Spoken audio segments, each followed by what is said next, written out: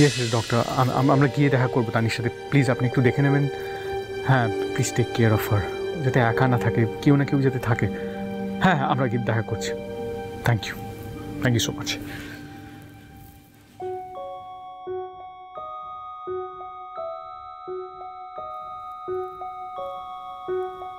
এই সব কিছুই আপনার।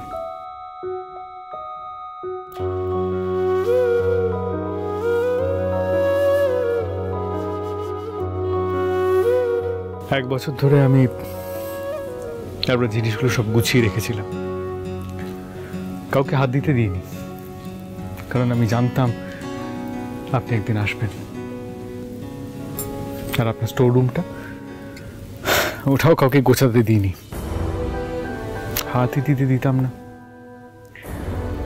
তাই তো আপনি যখন স্টোর রুমটা ভাঙতে চেয়েছিলেন, আমি আপনাকে ভাঙতে দিইনি। আমি আপনাকে বলেছিলাম যে এই যে আপনাকে ভাঙতে দিচ্ছি না, এর জন্য আপনি আমার একদিন থ্যাংক ইউ বলবেন। Thank you.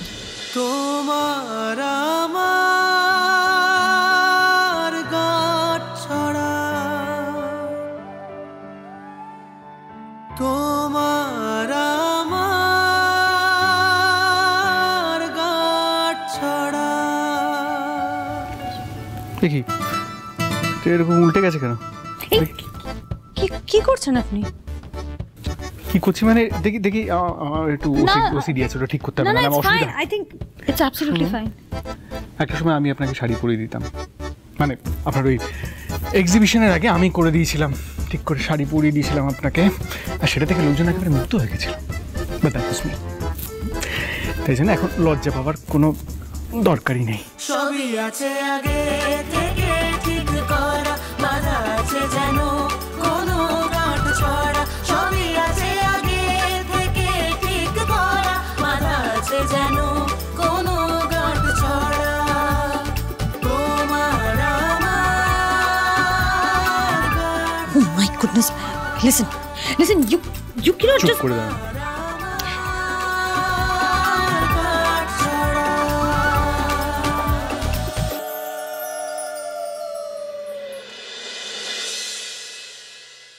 হ্যালো পিসিমণি, আমি খুব বিপদে পড়ে গেছি, এদিকে ক্রুজ ডুবে যাচ্ছে, আমাকে বাঁচাও প্লিজ, আমাকে তোমার সাথে নিয়ে যাও, নইলে মরে যাবো এখানে, ডুবে যাবো। পিসিমণি বাঁচাও প্লিজ, বাঁচাও প্লিজ প্লিজ প্লিজ, আমাকে বাঁচাও। কি হয়েছে বাবা, কি হয়েছে? না তাড়াতাড়ি এসো, আমার বাবার কষ্ট হচ্ছে। না তাড়াতাড়ি এসো, আমার বাবার কষ্ট হচ্ছে। কি হয়েছে? কি হয়েছে? কন্ডিশন ডিটোরিয়েট করছে আবার কেন? ডক্টরকে ফোন করো ইমিডিয়েটলি। রাহুল সেনগুপ্তের কেবিন থেকে বলছি স্যার। পেশেন্ট সিঙ্ক করে যাচ্ছে, আবার ব্রিদিং ট্রাভেল হচ্ছে, পালসেটটাও ঠিক নেই। ওকে স্যার, এক্ষুনি দিচ্ছি।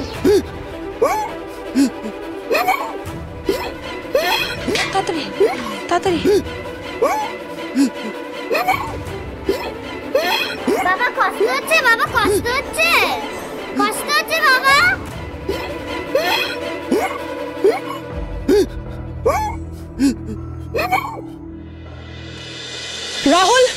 রাহুল এ কি? আপনি কে? আমি ওর গার্লফ্রেন্ড। কি হয়েছে? ওর সেন্স নেই নাকি?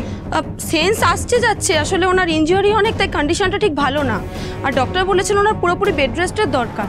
আর তাছাড়া উনি কবে পুরোপুরি ঠিক হবেন, কবে হাঁটাচলা করতে পারবেন, আর আদৌ পারবেন কিনা সেগুলো এখনই কিছু বলা যাচ্ছে না। হোয়াট?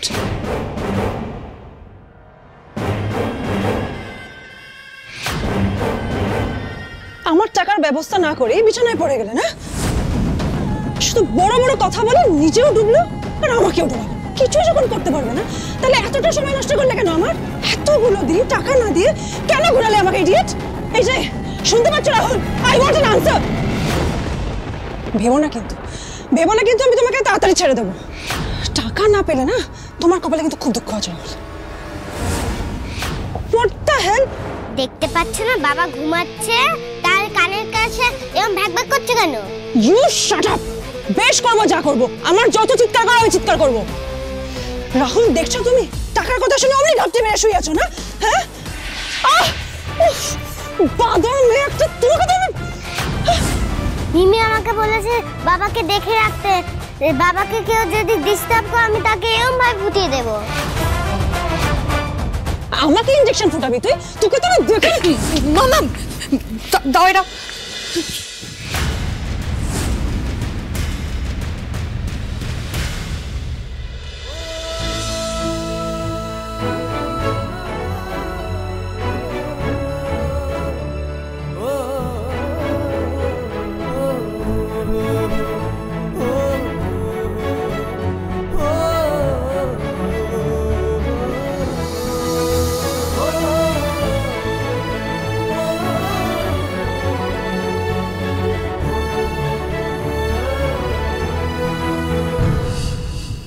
এইবার ঘড়িকে আমার ঘড়ির মতো লাগছে।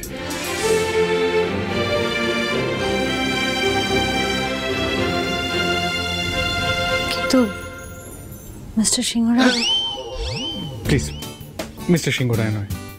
দেখুন, আপনি আমাকে আগের মতো ঋদ্ধিমান বাবু বলে ডাকতে পারেন, বা ঋদ্ধি,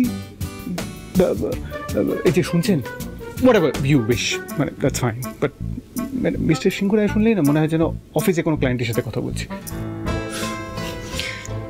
ওকে ওকে ফাইন, আইল ট্রাই। কিন্তু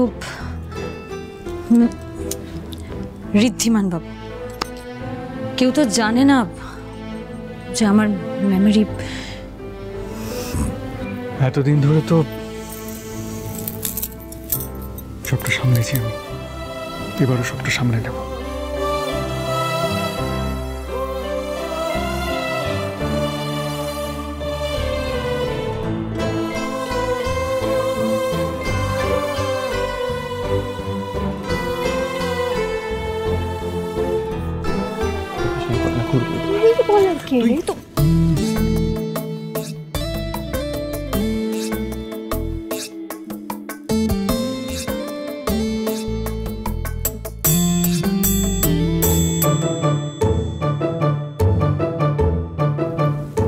নিচে সবাই ডাকছে। বিশ্বাস কর দা ভাই, তোদের ডিস্টার্ব করার কোনো ইচ্ছা ছিল না। আসলে সন্ধে হয়ে গেছে তো, তাই ঠাম্মি চাইছিল যে আজকে সন্ধ্যার আরতিটা আপনিই করবেন। কিন্তু প্রমিস প্রমিস আমরা তোদেরকে কোনোভাবে বিরক্ত করব না। ফুল প্রাইভেসি পাবি, ফুল প্রাইভেসি পাবি তোরা। ইয়েস। হ্যাঁ, সেই কপাল তো আর আমার নেই। এনিওয়ে, তোরা যা, আমি ওনাকে নিয়ে আসি। রেডি বলছি। ও এই তো খড়ি রেডি হয়ে গেছে। শোনো না, নিজে তোমার জন্য সবাই ওয়েট করছে। তুমি আজকে সন্ধ্যা আরতি দেবে, আর তারপরে তোমার হাতে সবাই চা খাবে। চলো। কি দাঁড়িয়ে আছিস? চল তোরা। চল, পাকা পাকা কথা ছাড়া কিছু জানে না। চল। আয়।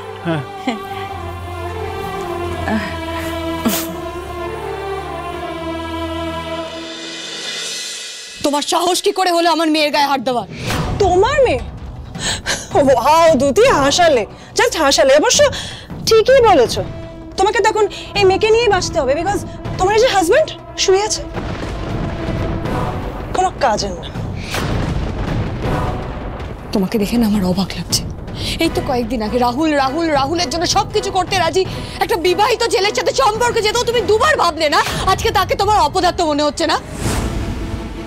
সবচেয়ে অদ্ভুত বিষয় কি জানো তো, যাকে তুমি এত ভালোবাসো, আজ যখন সে বিছানায় পড়ে রয়েছে, কষ্টে ছটফট করছে, তোমার ভালোবাসাটা উবে গেল। বলো, ভালোবাসা? কে ভালোবাসবে এই প্লেয়ারটাকে?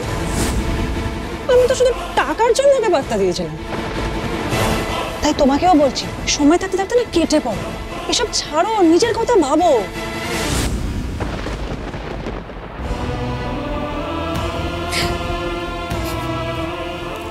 তুমি তো ওর জাস্ট গার্লফ্রেন্ড ছিলে, তাই তোমার পক্ষে সেলফিশ হয়ে থাকাটা কোনো ব্যাপার নয়। আমি রাহুলের ওয়াইফ, ওর বিবাহিত স্ত্রী। তাই ও যাই করুক না কেন, এই মানুষটাকে আমি ভালোবাসি। এই মানুষটাকে আমি বিয়ে করেছি, সারা জীবন এই মানুষটার সাথেই থাকবো। আর আমার বোন খড়ি আমাকে বুঝিয়ে দিয়েছে গাঁটছড়ার বন্ধন কতটা শক্ত হতে পারে। তাই আমার রাহুলের সাথে যে গাঁটছড়া আমি বেঁধেছি, জীবনের শেষ সময় অবধি তার মান রাখার চেষ্টা করব আমি। জুলি, আজ তোমাকে রাহুলের স্ত্রী কথা দিচ্ছে। এই রাহুলকে আমি নিজের পায়ে দাঁড় করাবো।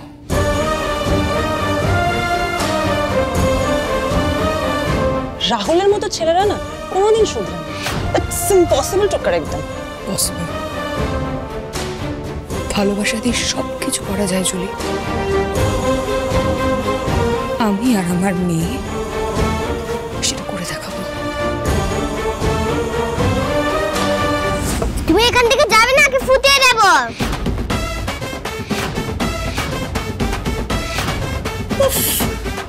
যেমন বাবা তেমন তার মেয়ে। যাবে রে।